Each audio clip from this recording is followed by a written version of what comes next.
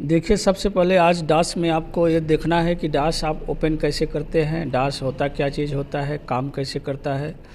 तो डास को ओपन करने के लिए आपको अपने कीबोर्ड से Windows plus are button press करना है और CMD लिखना होता है, और लिख के जैसे आप इंटर करेंगे इस तरह से जो खुला है ये डास है। डास का बैकग्राउंड आप ब्लैक देखेंगे, ये डिफ़ॉल्ट बैकग्राउंड है, इसे बदला भी जा सकता है। अब यहाँ पे जो आप देख रहे हैं, यहाँ पे सबसे पहले आपको सी ड्राइव बता रहा है, उसके बाद सी ड्राइव के अंदर कह रहा है यूज़र नाम का एक फ़ोल्डर है, उसके अंदर iSoft नाम का फ़ोल्डर है, उसके अंदर आप जो काम करेंगे वो जाएगा। अगर आप इसको सी ड्राइव ओपन करके देखेंगे तो आपको इस तरीके से ये दिखेगा भी। जैसे मैं यहाँ दिस PC में गया, उसके बाद यहाँ सी ड्राइव को ओपन किया तो यहाँ देखोगे एक यूज़र नाम का फ़ोल्डर है, उसके अंदर iSoft नाम का फ़ोल्डर है, देख रहे हैं। तो अगर हम अपना काम करेंगे तो इसी फ़ोल्डर के अंदर सभी फाइलें सभी काम होंगी।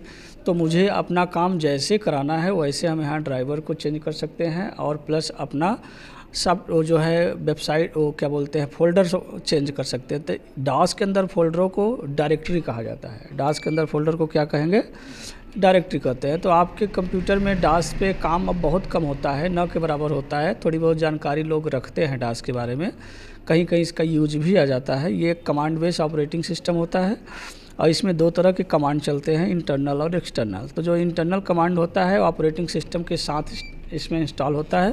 एक्सटर्नल कमांड होता है तो उसको बाद में इंस्टॉल करना पड़ता है। तो ज़्यादातर आप यहाँ पे देखेंगे इंटरनल कमांड का यूज कैसे होगा। अब काम करने के लिए इसमें कमांड याद रहना चाहिए। सबसे पहले मुझे इसके जो दो फोल्डर हैं डायरेक्टरी, इनको बाहर करना है तो cd ... एक कमांड होता है। इसको जैसे डाल के इंटर करेंगे, देखो सॉफ्ट बाहर हो गया। फिर मैंने cd ... करके इंटर किया तो देखो यहाँ पे यूजर भी बाहर हो गया। अब सी ड्राइव के अंदर अगर मेरे को अपना खुद का कोई डायरेक्टरी फोल्डर बनाना है तो उसके लिए एक AMD कमांड होता है, मेक द डायरेक्टरीज का फुल फॉर्म होता है। अब यहाँ पे अगर मैं जाके कुछ भी बना देता हूँ, जैसे मैंने यहाँ एक दीपक नाम AMD लिख के दीपक डाल दिया, तो हमारे सिस्टम में सी ड्राइव के अंदर एक दीपक नाम का डायरेक्टरी बन चुका है। कैसे पता चलेगा, जब आप यहाँ क्लिक करेंगे और सी ड्राइव को आप ओपन करेंगे तो आपको ये डायरेक्टरी वहाँ पे दिखाई देगा जो कि मैंने डास से बनाया। देख रहे हैं, अभी ये डायरेक्टरी मेरे को नहीं दिख रहा था लेकिन अब दिख रहा है। अभी मैं इसी में फिर से बनाता हूँ, इसको मैं साइड में ऑन करके भी रखूँगा, आपको दिखता भी रहेगा इस तरह से। थोड़ा सा मैं इसको इधर कर लेता हूँ और इसे थोड़ा सा इधर सेट करके छोटा कर दूंगा तो दिखेगा आपको भी। अब यहाँ पे मैं फिर से आपके डॉस पे AMD लिखता हूँ और AMD के बाद अगर मैंने यहाँ पे लिखा सोनू और इंटर किया तो देखिए आपके इसके अंदर एक डायरेक्टरी और बन गई। देख रहे हैं, तो डास कमांड का यूज करके मैं कैसे डायरेक्टरी बना रहा हूँ आप यहाँ पे देख रहे हैं। अब ये जो डायरेक्टरी मैंने बनाया है इसको मुझे सी ड्राइव के अंदर लेके जाना है। तो सी ड्राइव के अंदर करने के लिए फिर से आप CD लिख के इस डायरेक्टरी का नाम डाल देंगे। जैसे मैंने यहाँ पे दीपक लिख दिया तो हमारा यहाँ पे जो दीपक है देखिए सी के अंदर चला गया। अब यहाँ पे हमारा काम होगा पहले सी के अंदर दीपक। अब दीपक के अंदर अगर आपको डायरेक्टरी बनाना है और अगर आपने यहाँ AMD लिखा और फिर से आपने कोई डायरेक्टरी का नाम डाला तो वो दीपक के अंदर बनेगा। अब मैंने यहाँ AMD लिख के जब बनाया तो देखो दीपक था और दीपक के अंदर सीता बन गया। समझ आ रहा है। तो हमने डास के माध्यम से देखा कि कैसे हम डायरेक्टरी बनाते हैं, फिर डायरेक्टरी के अंदर डायरेक्टरी कैसे बनाएंगे, उसको सब डायरेक्टरी बोला जाता है। अब मैंने यहाँ पे पहले भी विंडोज़ में पढ़ाया था कि आप फोल्डर कैसे बनाते हैं, फोल्डर के अंदर फोल्डर कैसे बनाते हैं। वही काम आप यहाँ डास के माध्यम से कर रहे हो कि सबसे पहले आपने AMD से एक डायरेक्टरी बनाया, फिर आपने एक और डायरेक्टरी बनाया, फिर यहाँ जो AMD से आपने बनाया था उसको CD से आप अंदर ले लिए और उसके अंदर जाके आपने एक और डायरेक्टरी बना दिया। तो अभी आप सीधे सीधे देख रहे हैं कि कैसे आप इसको खाली करेंगे, कैसे आप बनाएंगे, कैसे उसको अंदर लेंगे। समझ में आया। अगर इसे रिमूव करना है तो एक आपका कमांड होता है RD लिख के अगर मैंने यहाँ पे सीता लिखा तो आप देखेंगे सीता वहाँ से हट जाएगा, रिमूव हो गया। अब यहाँ पे मैंने देखा कि किस तरीके से हम AMD से बनाएंगे, CD से अंदर लेंगे और RD से रिमूव करेंगे। ये तीनों चीज़ मेरे को समझ में आ गया। तो अभी मैंने AMD CD RD 3 कमांड का यूज आपको बताया। अब इसमें हम थोड़ा सा आपको बताते हैं कि कैसे आप टाइटल बदलेंगे। देख रहे हैं ना, ये जो आपका स्क्रीन पे देख रहे हैं यहाँ पे एडमिनिस्ट्रेटर लिखा हुआ, अगर यहाँ आप अपना नाम डालना चाहते हैं तो आप कैसे करेंगे? तो इसके लिए होता है टाइटल। आप टाइटल लिख दें, उसके बाद जैसे मैंने लिख दिया सॉफ्ट, अब इंटर कर दिया तो देखो यहाँ पे क्या आ गया, सॉफ्ट आ गया ना। आप अपना नाम भी यहाँ पे लिख सकते हैं टाइटल कमांड के माध्यम से।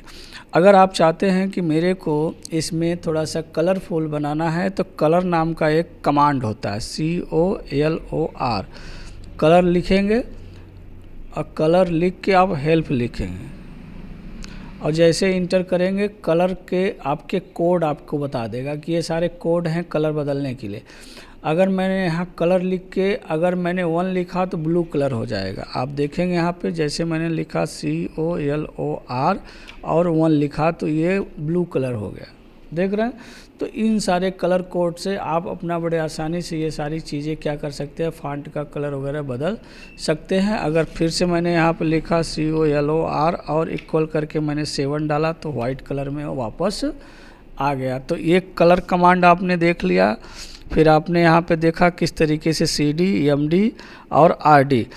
अब यहाँ पे आप एक कमांड देखेंगे जैसे सिस्टम इन्फो। सिस्टम इन्फो से आप अपने सिस्टम की जानकारी इंफॉर्मेशन ले सकते हैं। तो इसमें सिस्टम लिखेंगे और इन्फो लिख के इंटर करेंगे। अभी आपके कंप्यूटर में देखिए आपके सिस्टम के बारे में पूरी जानकारी दे रहा है, देख रहे हैं। जो आप C ड्राइव को मैंने आपको पढ़ाया था कि अगर आप सिस्टम के बारे में जानना है तो राइट क्लिक करके प्रॉपर्टी में जाओ तो आप वहाँ सारा चीज़ जानेंगे ना। आप देखो वो सारा चीज़ यहाँ भी आपको बता रहा है, देख रहे हैं ना। डेस्कटॉप का वर्जन बताएगा। अब इसमें आप अगर चाहें तो और भी सारी चीज़ें पता कर सकते हैं। जैसे आपको विंडोज़ का वर्जन पता करना है तो विनवर लिख दीजिए आप यहाँ पे WINVER लिख के जैसे इंटर करेंगे अब आप देखो यहाँ विंडोज़ का वर्जन आप पता कर सकते हैं डास के माध्यम से कौन सा ऑपरेटिंग सिस्टम आपके कंप्यूटर में चल रहा है। तो ये डास के माध्यम से काम करने में एक चीज़ का फ़ायदा भी होता है, नुकसान भी होता है। फ़ायदा ये है कि अगर कमांड सही है तो काम होना तय है, इसे रोक नहीं सकता कोई। और कमांड गलत है तो आपको पता भी नहीं चलेगा और काम भी नहीं कर सकते, क्योंकि ये आपका यूज़र फ्रेंडली डिवाइस वो सॉफ्टवेयर नहीं है, ये मदद नहीं करेगा। गलत है तो गलत है, सही है तो काम हो गया। बात समझा। और याद रखना डिफ़िकल्ट होता है, इसीलिए धीरे धीरे लोग डास से शिफ्ट हो गए विंडोज़ की तरफ, क्योंकि कौन इतना याद रखेगा कि कहाँ क्या लिखना है, क्या मीनिंग है, क्या स्पेस है, कहाँ नहीं है। ये बहुत प्रॉब्लम खड़ा करता है। तो अभी मैंने आप लोगों को जितने भी कमांड बताए हैं आप इसका प्रैक्टिस करेंगे। और डास का स्क्रीन क्लियर करना हो तो CLS कमांड आप चलाएंगे तो स्क्रीन क्लियर हो जाएगा। और डास के बाहर जाना है तो EXIT कमांड चलाएंगे तो डास के बाहर आ जाएंगे। वीडियो लाइक और चैनल के सब्सक्राइब बटन दबाओ।